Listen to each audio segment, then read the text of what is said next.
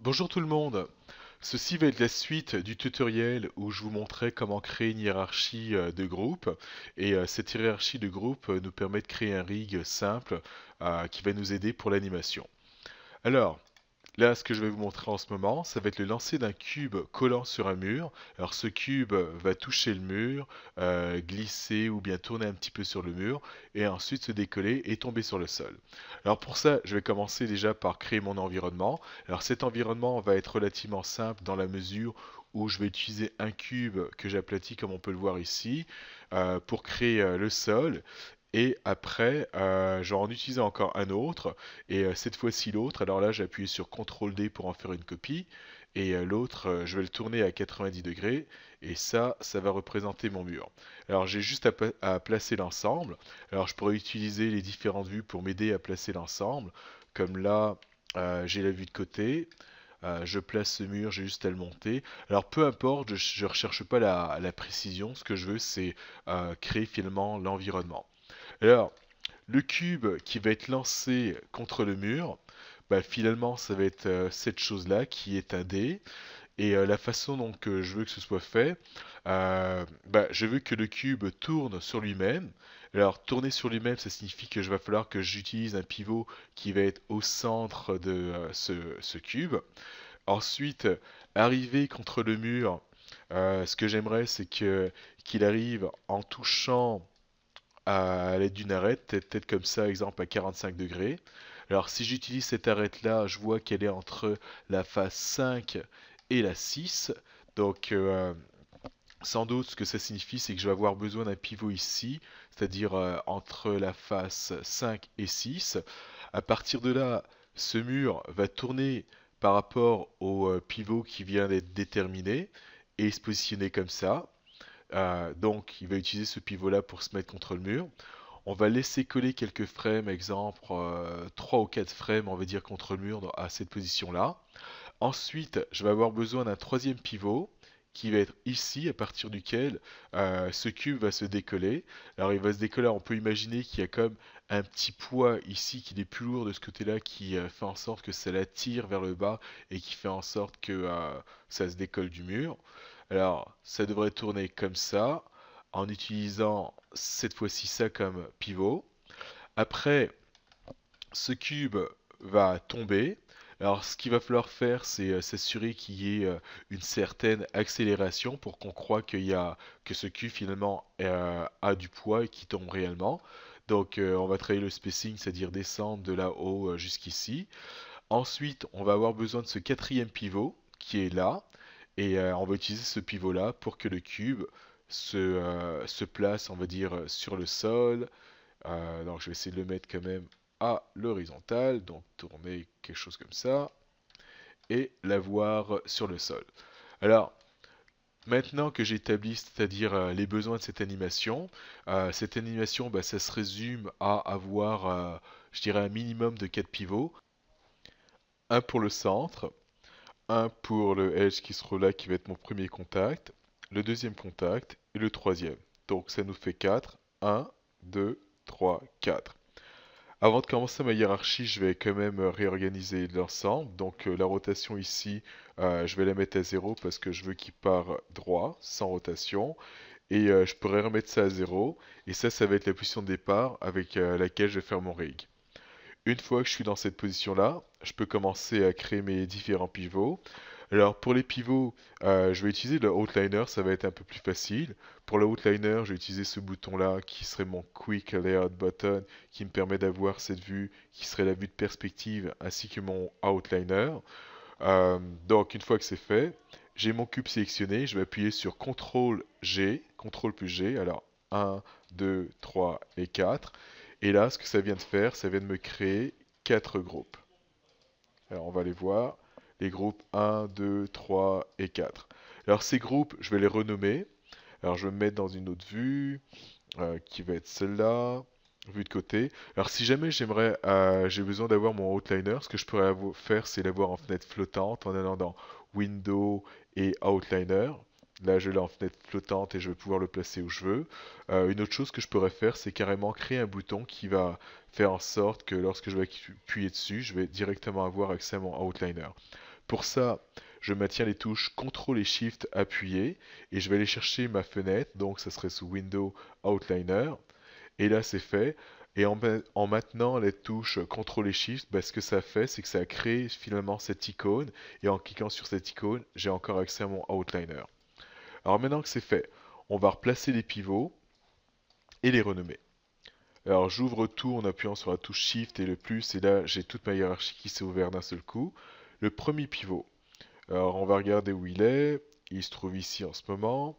Alors je vais le renommer pivot 1.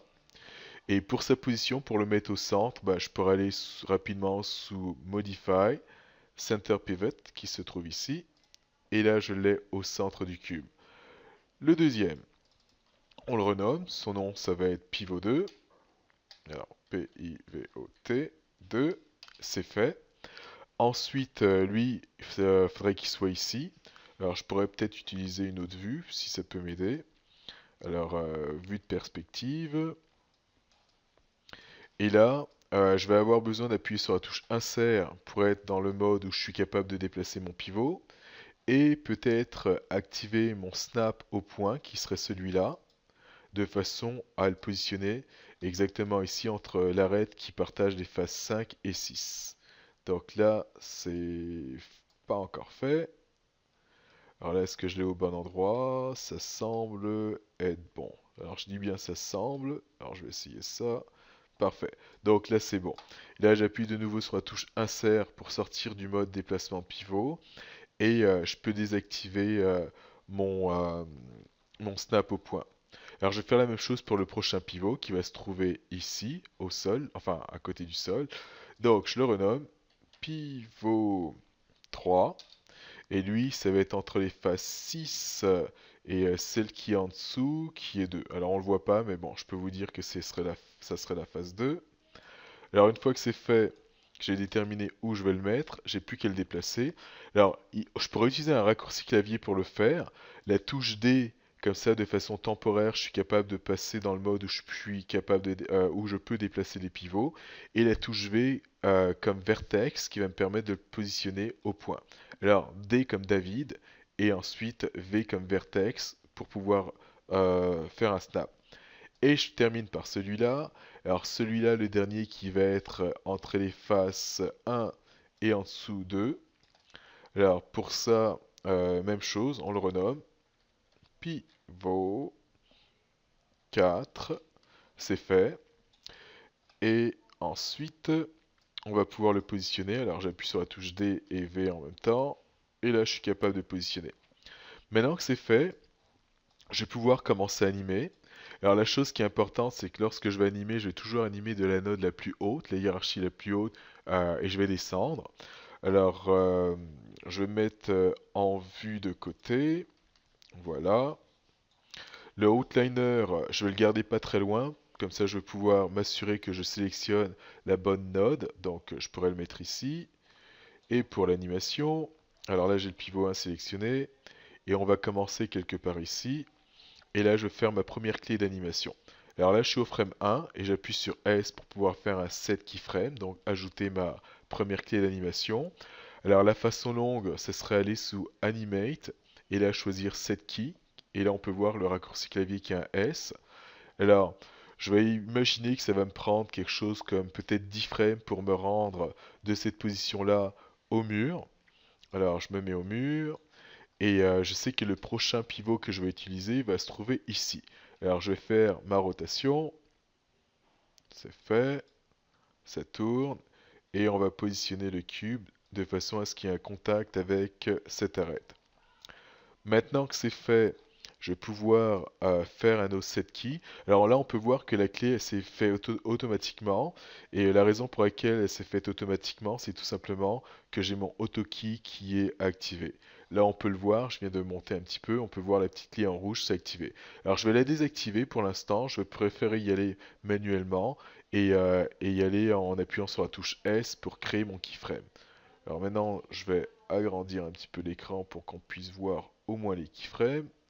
Donc là, c'est fait. Alors là, je peux tester et on peut voir que le frame 1, j'ai mon cube qui serait à la position de départ, et quand je vais au frame 10, il tourne et se positionne comme ce que je veux.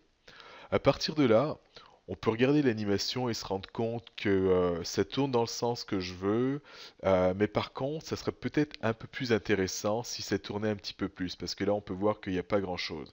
Alors, si je veux que ça tourne un petit peu plus, bah, finalement, ce qu'il faudrait que je fasse, au frame 10, ça serait intéressant que je fasse tourner ça de 360 degrés, de façon à être encore de nouveau sur le même angle.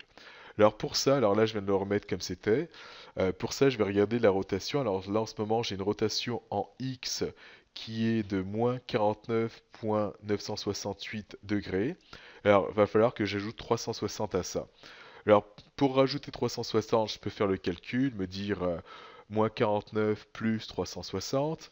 Et si j'ai pas envie de faire le calcul, bah, une façon assez rapide de tourner ça à 360 degrés, je vais rentrer comme valeur plus égale 360.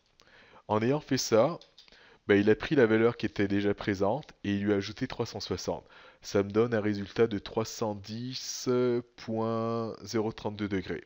Alors à partir de là, je vais cliquer avec le bouton du milieu de façon à être capable de sélectionner cette vue et ensuite je vais pouvoir appuyer sur le S pour pouvoir faire un keyframe.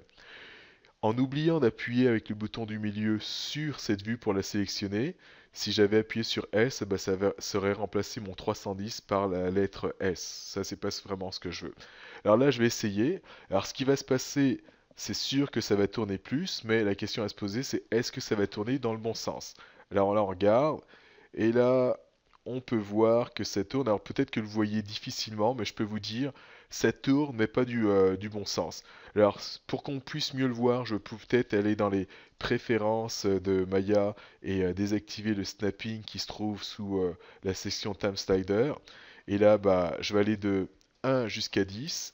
Et là, comme ça, bah, ça va être un petit peu plus clair. Vous allez voir que ça tourne plus que ce que j'avais tout à l'heure.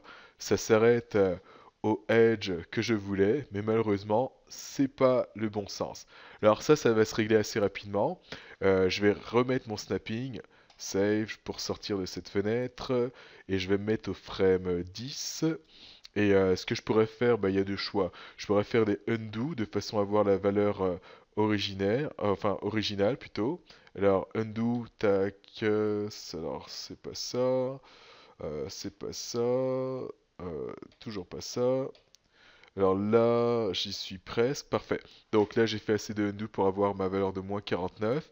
Et ce que je vais faire pour avoir finalement la bonne valeur, plutôt que de taper plus égale 360, ben, je vais enlever plutôt 360 à ça. Donc dans ce cas-là, je vais taper moins égale 360, entrée. Donc là, j'ai ma nouvelle valeur qui est de 409,968. Ensuite, je vais cliquer avec le bouton du milieu dans la vue pour pouvoir sortir de cette section-là. Et j'utilise le bouton du milieu pour être sûr d'avoir toujours cette note sélectionnée pivot 1. Si jamais vous le faites avec le bouton gauche, la vue va être active, mais par contre la sélection elle va être perdue. Et le risque qu'il pourrait y avoir, c'est tout simplement de sélectionner finalement la mauvaise node. En général, on va cliquer sur Dice sans faire exprès. Alors là, maintenant que je suis dans cette vue active, je vais pouvoir appuyer sur la touche S pour pouvoir faire mon nouveau keyframe. Et maintenant qu'il est fait, ben, je peux essayer. Et là, on peut voir que ça tourne. Et je peux vous garantir que ça tourne dans le bon sens. Et si jamais vous voulez le voir, il faudrait encore que je désactive le snapping. Et comme ça, on pourrait voir plus facilement que ça tourne dans le bon sens. Alors je vais continuer. Faites-moi confiance, ça tourne dans le bon sens. Ensuite, je vais passer à mon pivot 2 de façon à être capable de faire cette rotation par rapport à ce edge là, c'est-à-dire cette arête. Alors première chose, j'ai besoin d'une clé de départ, donc S pour pouvoir faire ma première clé.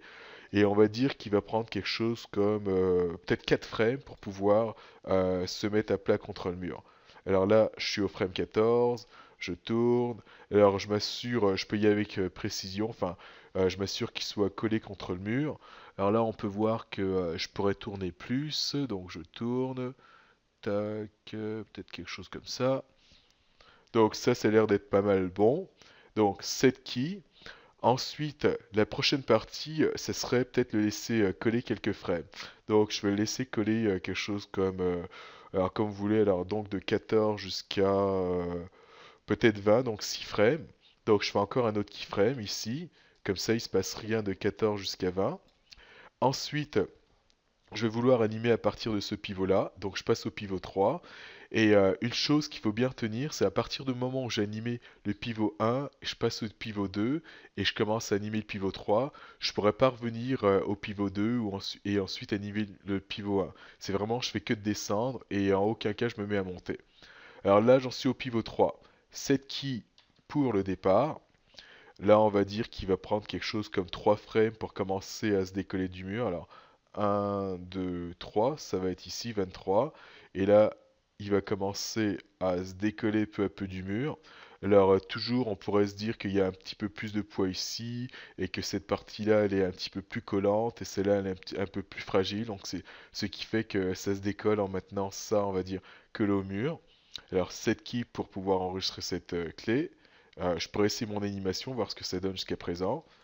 Donc, je pars de là, mes rotations, premier contact. Après avoir fait ce contact, ça tourne, ça se colle au mur, ça reste un petit peu collé au mur. Et là, je commence à me décoller au mur. À partir de là, mon cube, il va tomber. Alors, je vais prendre quelque chose alors, de 23 jusqu'à 33, ça m'en fait 10. Peut-être quelque chose comme 9 ou... c'est à vous de voir, donc 9 ou 8 frames. Alors, 23 jusqu'à 33... Je vais y aller jusqu'à 31. Donc, de 23 jusqu'à 31, je vais aller au sol. Je peux utiliser le même pivot, ça, c'est pas quelque chose qui dérange pour cette animation-là. Donc, du coup, je vais déplacer mon cube, le mettre au sol. Donc, voilà. Là, il est au sol. Alors, je fais mon contact. Set key. Alors, ça va être le cube de 23 jusqu'à 31 qui tombe au sol, comme on peut le voir ici. Alors, sans doute tout à l'heure, on va travailler le spacing de façon à ce que ça fasse juste accélérer. On va voir ça tout à l'heure. Une fois que j'arrive au frame 31 où j'ai cette edge, c'est-à-dire cette arête qui est en contact avec le sol, je vais la chercher, ça correspond pour moi au pivot 4.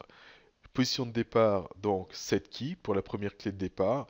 Et là, pour descendre ici, je vais imaginer que ça va prendre quelque chose comme 1, 2, 3, peut-être 4 frames. 3 ou 4 frames, enfin peu importe. Donc je me mets ici à 35. Et là, je commence à faire ma rotation pour l'avoir au sol. Alors je vais essayer de faire quelque chose d'un petit peu mieux que ça, parce que là ça m'a pas l'air très au sol. Alors je pourrais peut-être utiliser les fils de fer pour m'aider au positionnement. Alors je vois que c'est pas tout à fait droit. Donc ça. Alors là ça a l'air d'être un petit peu mieux. C'est pas parfait parfait, mais bon c'est un petit peu mieux comme ça. On va essayer l'ensemble pour voir ce que ça donne. Je remets les shades, les ombrages. Et ensuite, on essaye. Alors, là, ça tourne. Premier contact avec le mur. Ça tourne. De 14 jusqu'à 19, ça bouge pas. Donc, ça reste collé au mur. À partir de 20, ça commence à se décoller. Et là, ça tombe. Alors, idéalement, ce serait intéressant d'avoir, c'est-à-dire que ça continue à tourner lorsque ça tombe. Ce serait d'ailleurs un petit peu plus logique, c'est-à-dire là ça se décolle du mur, et en se décollant du mur, bah, que mon cube continue à descendre en tournant. Alors ça c'est pas, bon, c'est pas plus grave que ça, mais bon, ce serait plus intéressant que ça tourne. Et ensuite, à partir de 31, ça se met au sol. Alors les choses qui vont nous rester à travailler, alors si je veux faire en sorte que ça tourne de 23 à 31. Quelque chose qui pourrait me faciliter la vie, c'est avoir un autre pivot, c'est-à-dire un autre groupe entre le pivot 3 et le pivot 4. Alors ça, faudrait le faire quand même avant d'avoir commencé à animer, c'est-à-dire bien prévoir son rig. Et là, je pourrais utiliser ce pivot qui me permettrait de faire descendre mon cube et en même temps le faire tourner sur lui-même. Autre chose que je vais faire à ce niveau-là, c'est travailler le spacing. Donc on va vouloir que ça descende en accélérant. Donc on va voir rapidement comment je pourrais faire ça.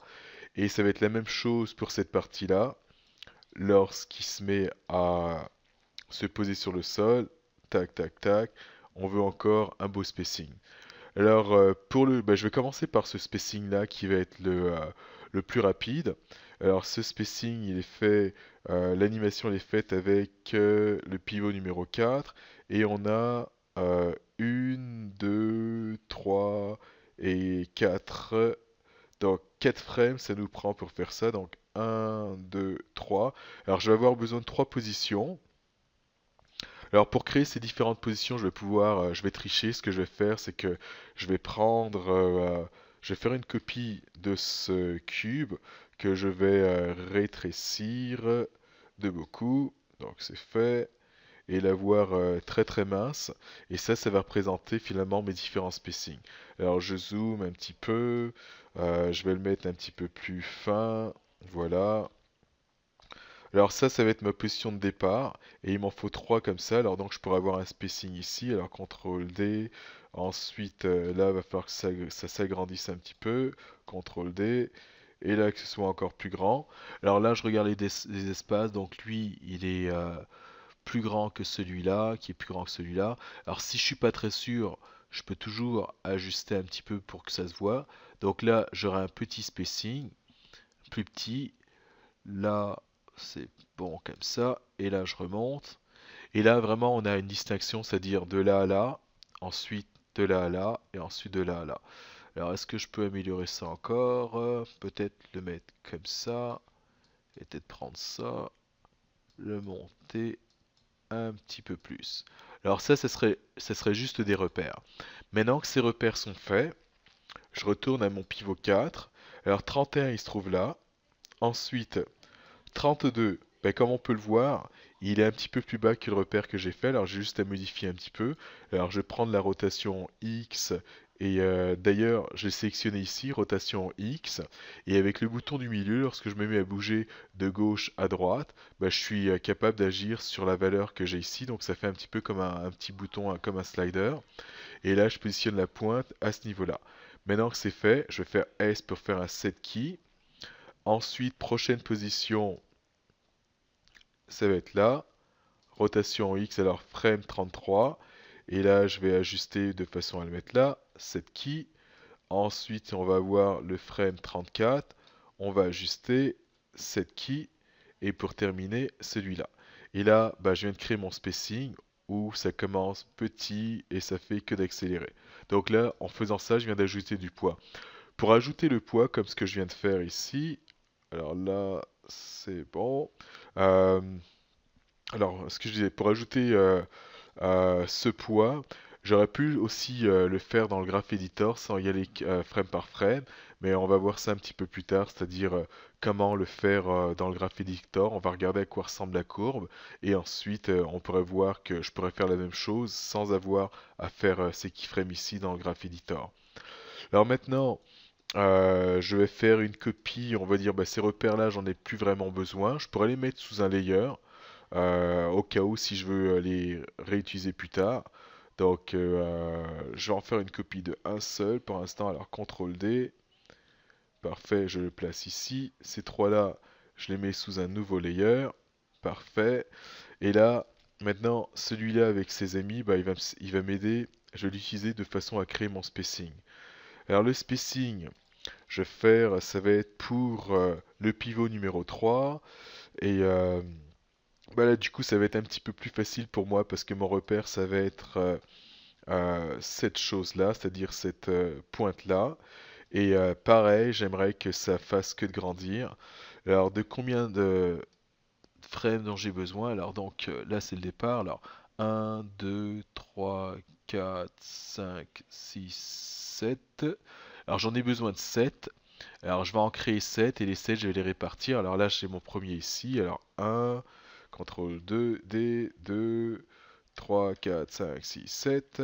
Alors j'aurais peut-être dû les déplacer au fur et à mesure, mais bon, c'est pas grave. Alors 1, 2, 3, 4, 5, 6, et peut-être mon septième ici.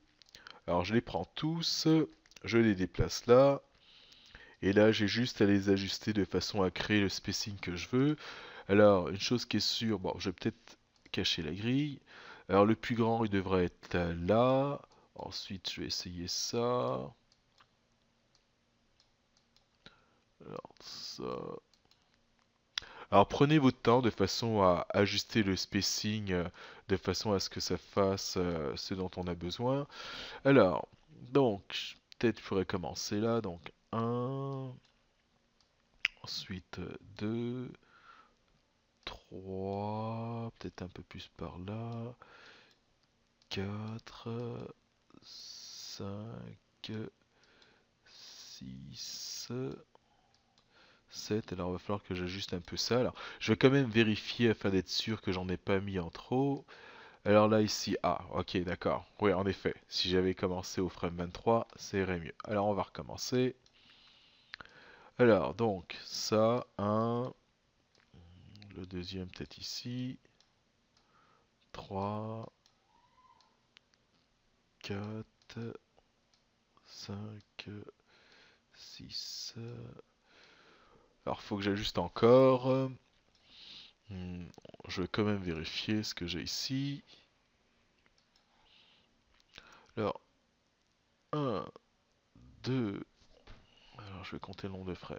Alors, 1, 2, 3, 4, 5, 6, 7. Alors je n'ai vraiment besoin de 7. Alors là j'en ai 1, 2, 3, 4, 5, 6, 7. Alors on va ajuster ça de façon à créer le spacing qu'on veut.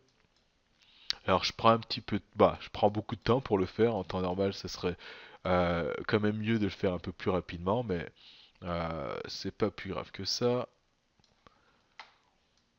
On va prendre le temps de faire les choses bien. Alors, ça va être le plus petit. Celui d'après, il va être pas mal proche, mais un peu plus grand. Ensuite, là, je grandis. Là, on continue à grandir. Là, ça va. Alors lui, il a l'air un peu plus grand. Alors ainsi de suite.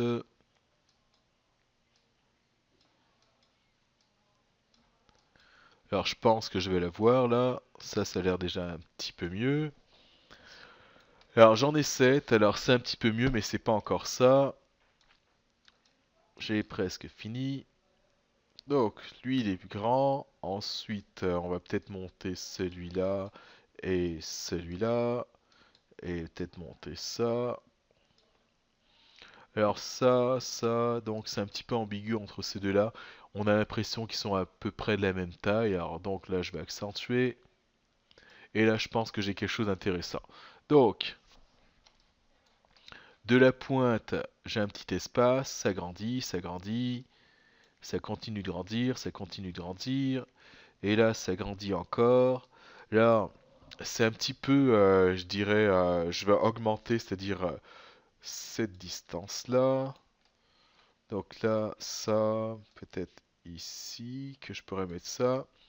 Donc là, c'est clair que de là à là, ça fait que de grandir.